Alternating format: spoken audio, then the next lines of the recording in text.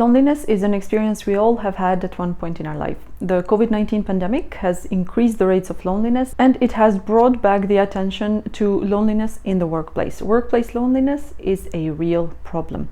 We could define loneliness as lacking an emotional connection and support with the people around us.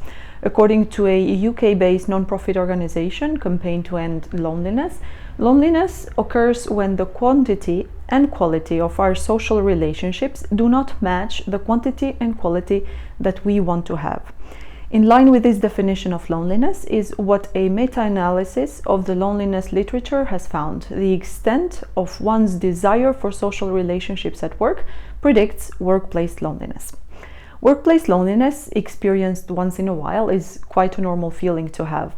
But when experienced for long periods of time, could trigger withdrawal. We withdraw from social events, from activities that require working in groups, and even withdraw from any daily interaction with colleagues. Social neuroscientist John Cacioppo, who is renowned for his work on loneliness, found in one of his studies that our brain will give more attention to negative events happening in our social environment when we are lonely. Cacioppo compares loneliness to a natural instinct, just like hunger. He says when we get hungry, we feel it, and what this feeling of hunger is telling us is that we need to seek food before we are so low on fuel that we can no longer have the energy to do so. In the same way, the feeling of loneliness motivates us to repair or replace connections, and so we start paying more attention to social information. But in hunger, even though we may be starving, we go for sweet tastes. If we come across bitter food, we reject it, because in an evolutionary sense, bitter food was associated with poison. The same thing applies to loneliness. We want to feel human connection, but we don't want it with just anyone. If we come across someone who will be nice and good with us, we open up. But if we come across someone who is hostile towards us, then we don't want to connect with them. Based on these two experiences, in time, we become skeptical about connection with others, leaning towards withdrawal. While the COVID-19 pandemic has led to an increase of loneliness, a study by an MIT professor has found high rates of workplace loneliness even prior to the shift to remote work. Many studies have found higher levels of loneliness among employees who work from home compared to those working in the office. Other studies have suggested that it is individual preferences that impact workplace loneliness when it comes to telecommuters and non-telecommuters. If employees are lonely at work, it is not good for the employees themselves, it is not good for the organization, and it is not good for society. The negative impact of loneliness in the workplace can be observed in three main components. The first one being a source of stress for the employee. There are many sources of stress in the workplace, and feeling lonely is a major source that could lead to isolation. Feeling isolated lowers one's motivation to work, they become uninterested, and their performance tends to go down. Feeling like they have no purpose in the organization and like their presence and work make no difference could make them decide to even leave their job. In fact, statistics show that lonely employees are 7 times less likely to be engaged at work, 5 times more likely to miss work due to stress or illness, and twice as often to think about leaving the company. When the feeling of loneliness lasts for too long, it can cause anxiety, depression, and unfortunately could even lead to suicide. 2. Lower team productivity. Loneliness causes physical health problems like heart disease, dementia, and cancer, but not only. A 2019 study of more than 11,000 people found that people who reported a higher than average social isolation experienced an above average decline in memory function within 2 years that they were surveyed. Which means that even top performers, when feeling lonely and isolated at work, will find themselves unable to reach their best performance.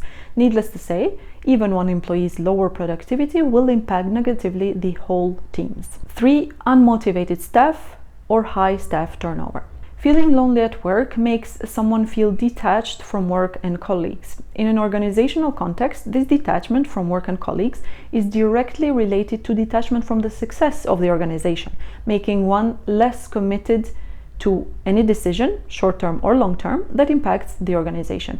So the organization is either going to have unmotivated employees or employees who leave, both impacting the organization's success in its mission. There are quite a few things that the company itself could do to combat workplace loneliness, including helping new employees make connections from the very beginning, encouraging talking and building a robust internal communication system, building a mentorship system, and organizing team events like lunches and team buildings. Some companies seem to know the importance of fighting workplace loneliness. For example, American personal grooming company Dollar Shave Club utilizes an algorithm within the communication platform of their choice to pair up people who don't know each other to have lunch together. The company even pays for the bill for these lunches. Some UK companies have created connection spaces where people have to connect when present in those spaces. Other companies have created communities where people connect based on similar interests. Nonetheless, these companies are few and far between. A survey by one of the leading jobs boards, Total Jobs, found that 63% of lonely employees feel that their company doesn't do anything to combat workplace loneliness.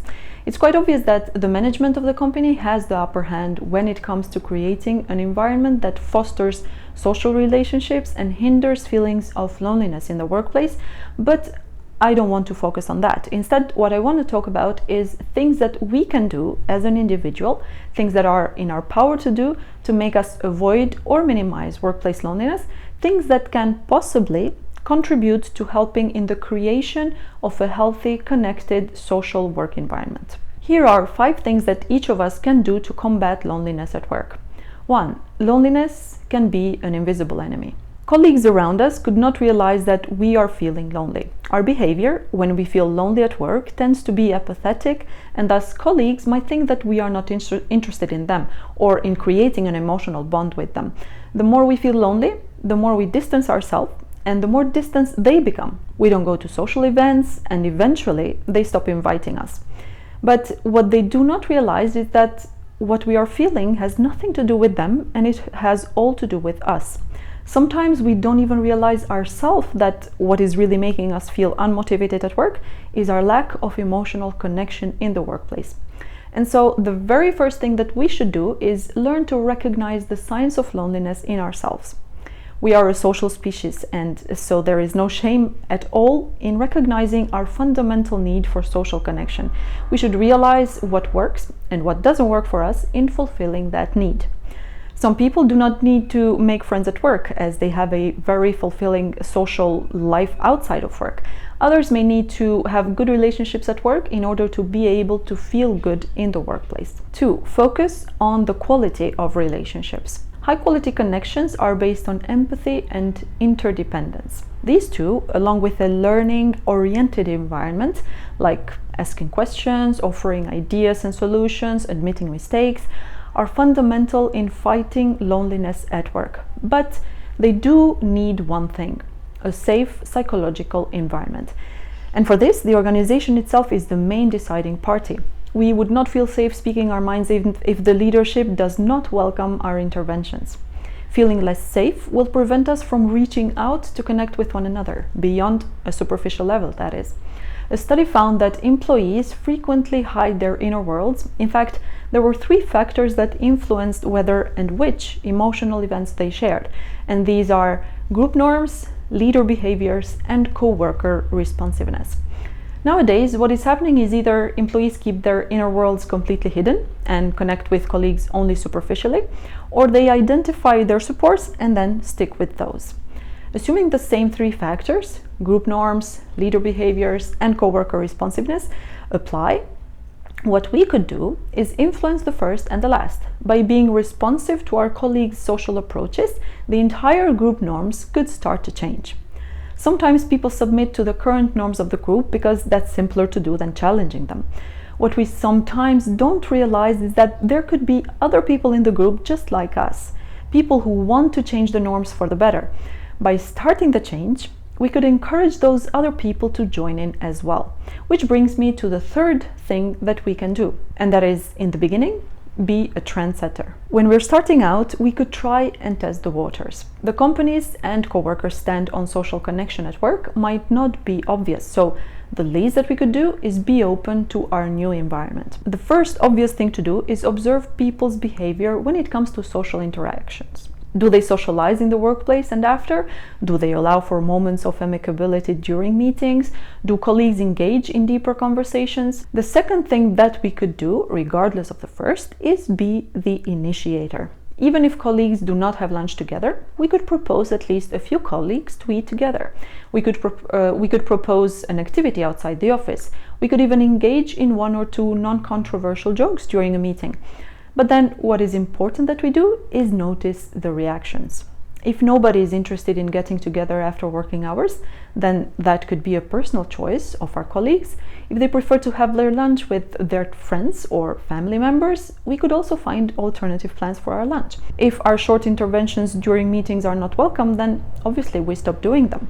Why I believe it is important to at least try for a few times is because sometimes it is not the company's fault, nor anyone's in particular, why people don't socialize at work. It just becomes an unspoken rule unless someone breaks the pattern. 4. Don't overcomplicate it.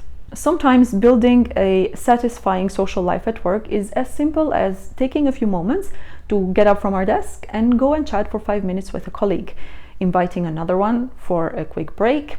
If we have a question regarding our work, instead of sending a message, we could go over our colleague's or manager's desk and ask our question in person. Overall, it is important to keep a positive mindset, an open mind, and have a cheerful spirit. 5. Find your purpose. The main purpose in one's job is the company's success, no matter what it translates to for different companies. When we're feeling lonely, we don't feel that attached to that purpose, and sometimes the harder we try to make our company's purpose our purpose, the more difficult it becomes. The one thing that is our job might end up being the thing we despise the most. Instead of focusing too much on attaching our company's purpose to our work, we could try to find our own purpose, what we can do in our work for us. Doing this obviously benefits our company, but shifting our focus to an objective for ourselves can help us find the necessary motivation to do our job. Most of this battle against workplace loneliness, unfortunately, is up to the company. Microsoft found that companies that provide bonuses and promotions for internal activities that build relationships had employees with higher levels of job satisfaction and happiness. It is the company that should encourage connection, that should create a safe psychological environment for its employees, and either provide some budget for activities that build and deepen relationships, or at least show openness towards and encourage any sort of healthy engagement. So if at the end of the day there is not much that we can do to help create a more social work environment, we should focus on ourselves and feed that social animal that is inside us, either at work or outside of it. Thanks for watching. I will see you next time.